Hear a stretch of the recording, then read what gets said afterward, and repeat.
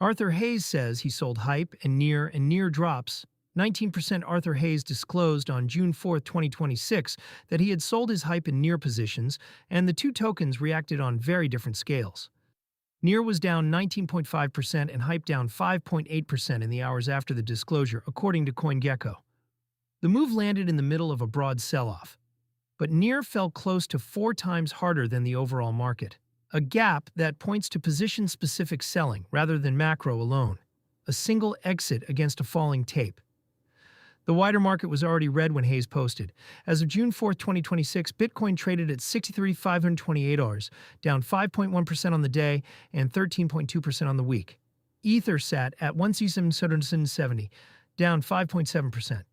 And the CoinMarketCap Fear and Greed Index read 20, firmly in fear. On a day like that, a 5.8% drop in hype is roughly in line with everything else falling. Near's 19.5% slide is the outlier. A broad sell-off explains part of any token's decline, but the extra distance Near traveled below the market is the part tied to the disclosure. When a large visible holder says they are out, two things happen at once. The supply hitting the order book goes up, and other holders read the exit as a signal and trim their own exposure. Thin liquidity does the rest, and the price gap's lower than the headline percentage from any single sale would suggest. The signal mattered more than the size. Hayes did not need to disclose the dollar figures for the market to move. His disclosure was the catalyst on its own. That is the uncomfortable mechanic of a market where a handful of accounts carry outsized narrative weight. The act of announcing an exit can move a token more than the mechanical impact of the sale itself. For hype, the muted reaction suggests the token absorbed the news inside the day's general weakness.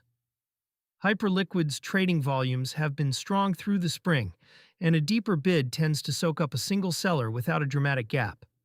Near, with thinner support on the day, did not have that cushion. This is not the first time a named trader's disclosure has outrun the fundamentals. The lesson for anyone holding a smaller cap token is plain. Concentration of holders is its own risk factor, separate from the project's roadmap or revenue. A token can be doing nothing wrong and still drop 19% because one well-known wallet decided to rotate out and said so publicly. The practical read for holders. None of this is a verdict on either project.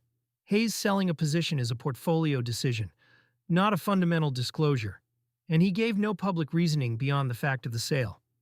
Treating one trader's exit as a research conclusion is how reactive selling cascades in the first place. The part worth internalizing is structural. If you hold a token that backs a balance you spend from, a single holder exit is a real, recurring source of drawdown. Card programs that require staking a native token, where your cashback depends on that token holding its value, carry this exposure directly.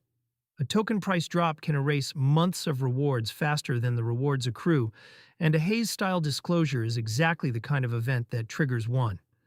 Stablecoin-denominated balances do not have this particular failure mode, which is part of why they have become the default for spending rather than holding. For now, the numbers are the story. Near down 19.5%, hype down 5.8%, a broad tape down about 5%, and a fear reading of 20 as of June 4, 2026. The spread between Near and the rest is the measure of how much one disclosure can move a market when liquidity is already thin.